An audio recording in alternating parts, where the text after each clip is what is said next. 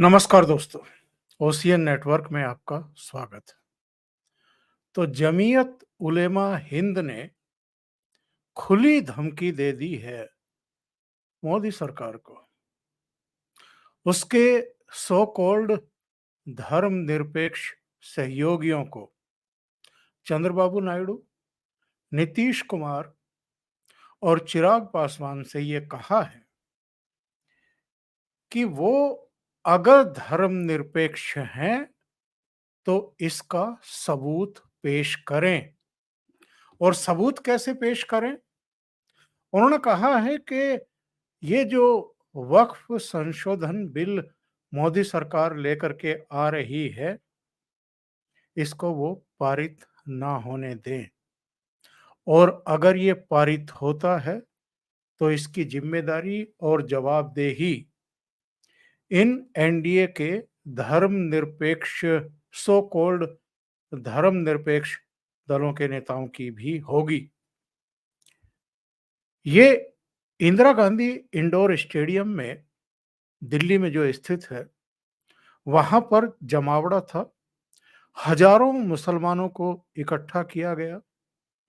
मौलाना अरशद मदनी, महमूद मदनी, इसके अलावा मुस्लिम personal law board और कई दूसरे मुस्लिम संगठनों के पदाधिकारी वहां पर मौजूद थे।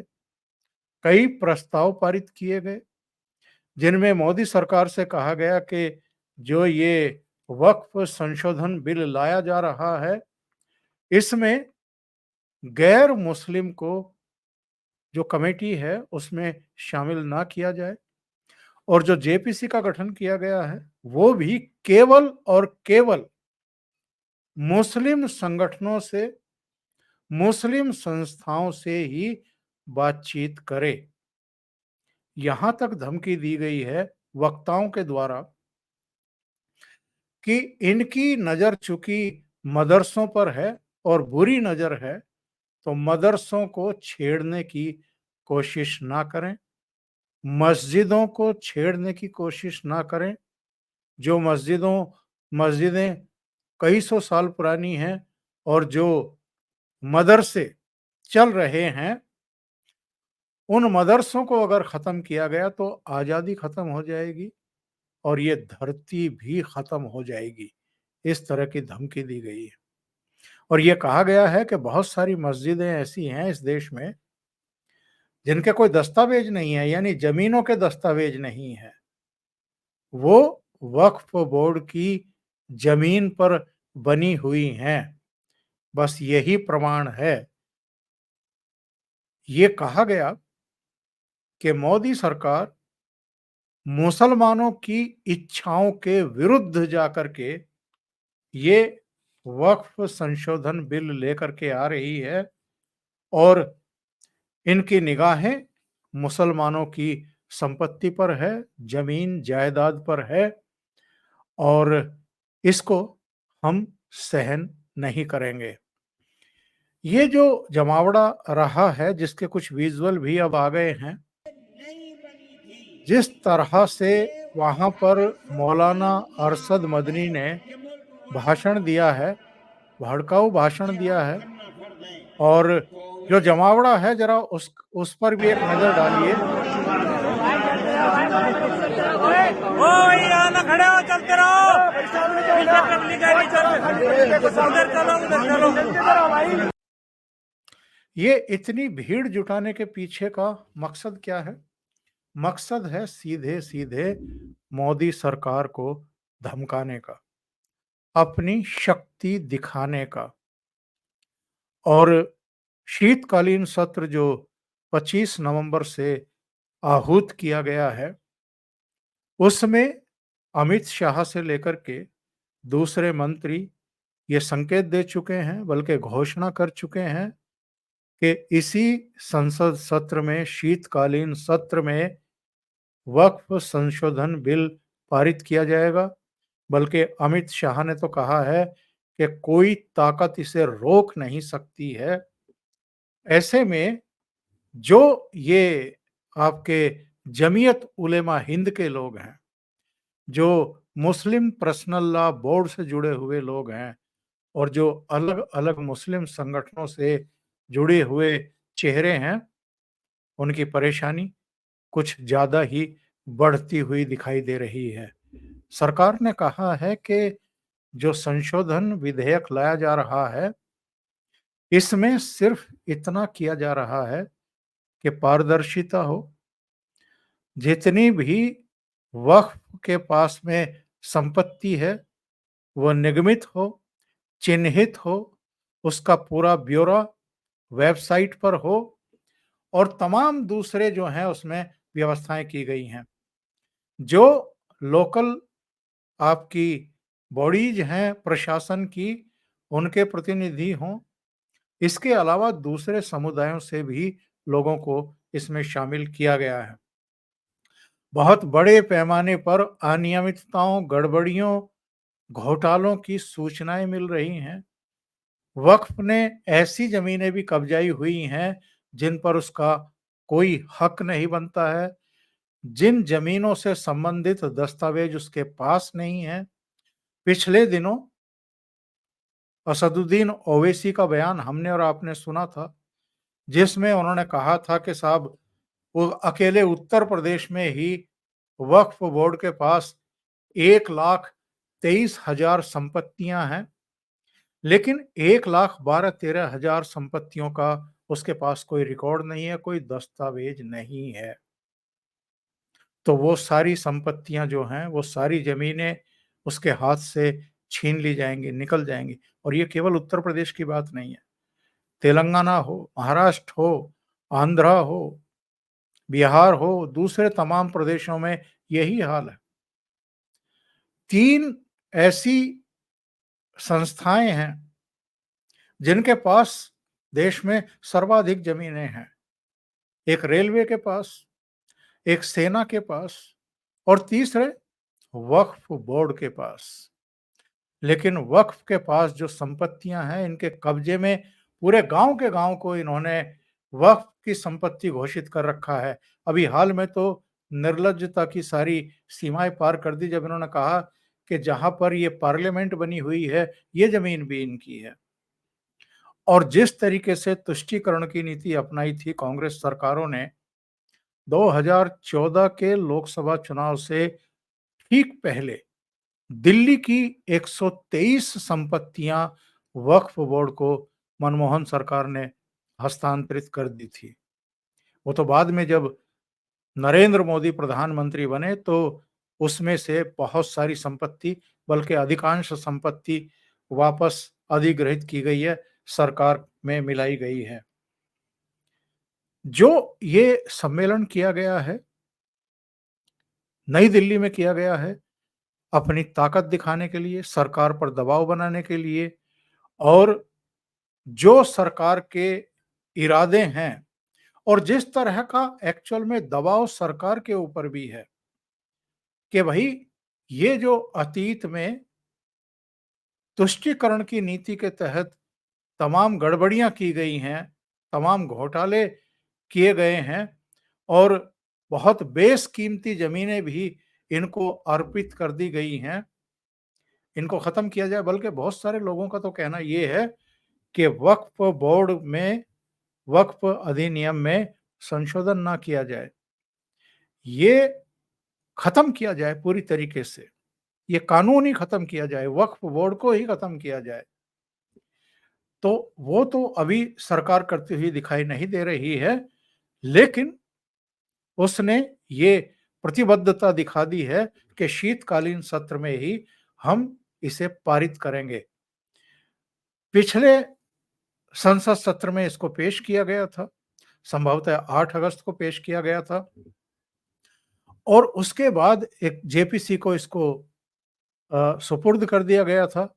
जेपीसी का चेयरमैन जगदम्बिका पाल को बनाया गया और वो लगातार बैठ के कर रहे हैं, लगातार दौरे भी कर रहे हैं, अलग-अलग संस्थाओं और अ, सभी पक्षों को उन्होंने आमंत्रित किया है।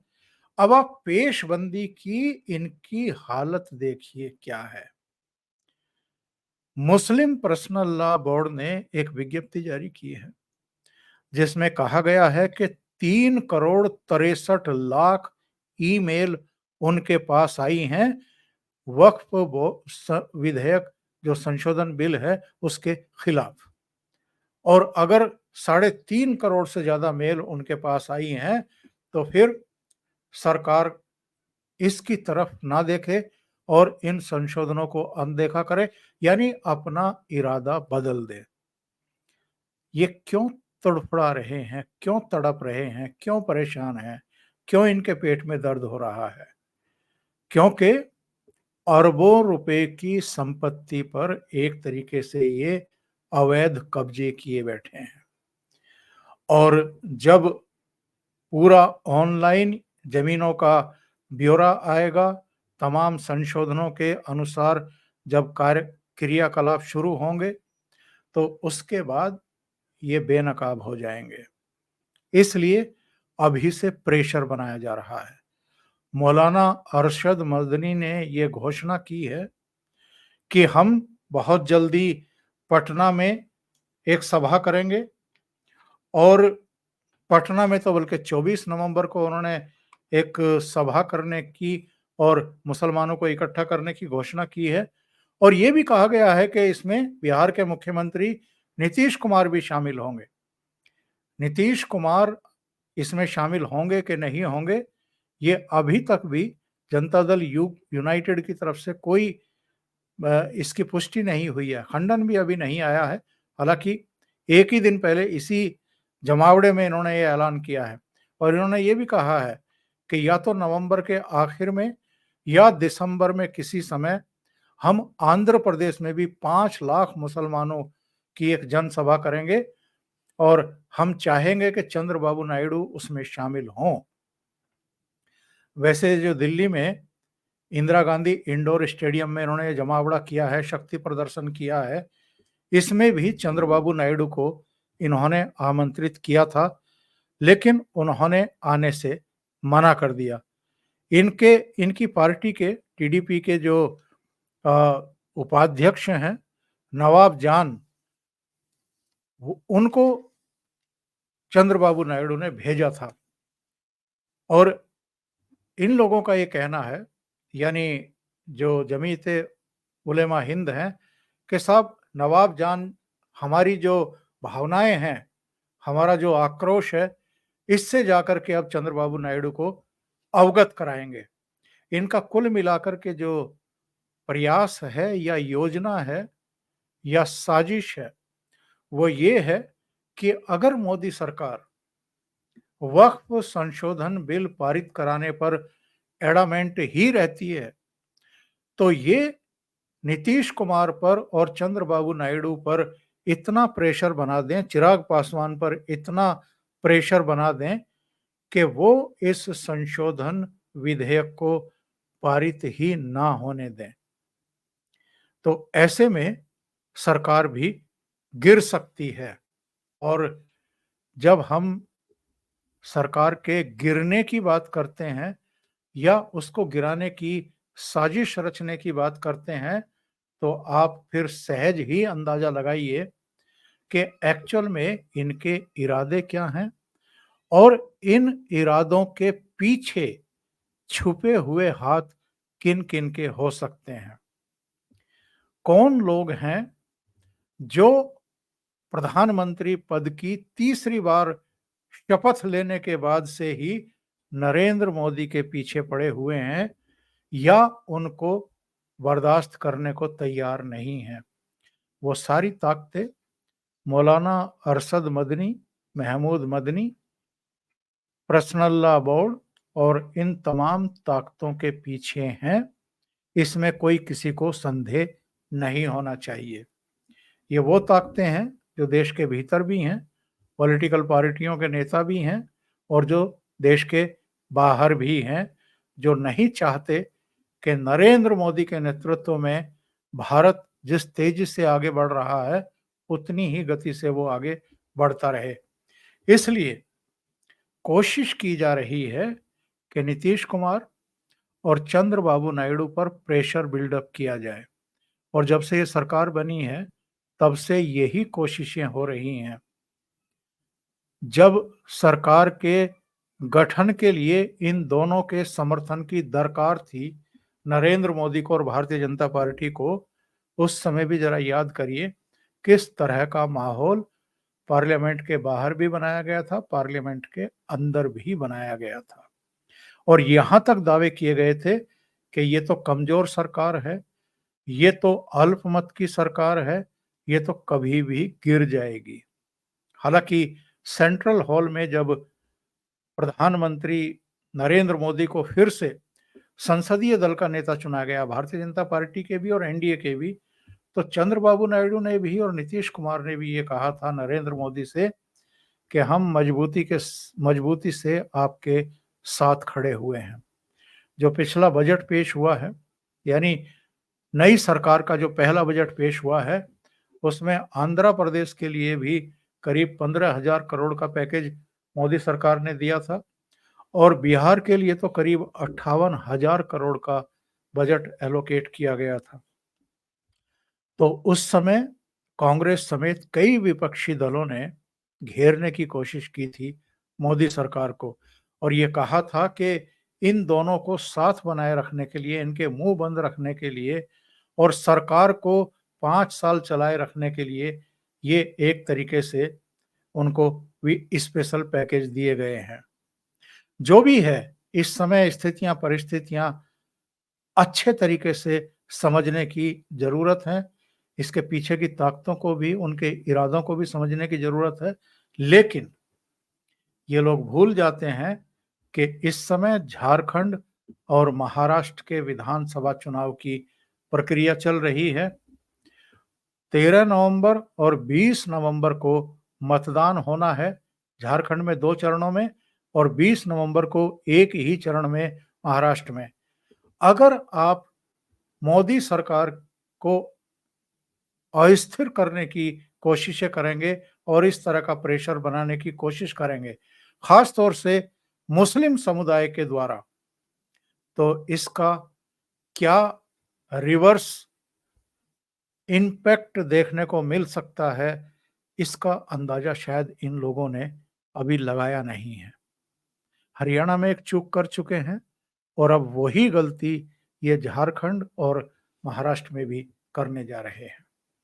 अभी के लिए इतना ही। बहुत बहुत धन्यवाद। अगर आपको ये चैनल और इसके कंटेंट पसंद आ रहे हैं तो लाइक करें, कमेंट करें, वीडियो को शेयर भी करें। अभी तक अगर आपने ये चैनल सब्सक्राइब नहीं किया है तो सब्सक्राइब कर लें और साथ में लगे बेल आइकॉन को दबा दें ताकि आगे आने वाले वीडियो और उनके नोटिफिकेशन आप तक पहुंचते रहें। बहुत बहुत धन्यवाद। नमस्कार।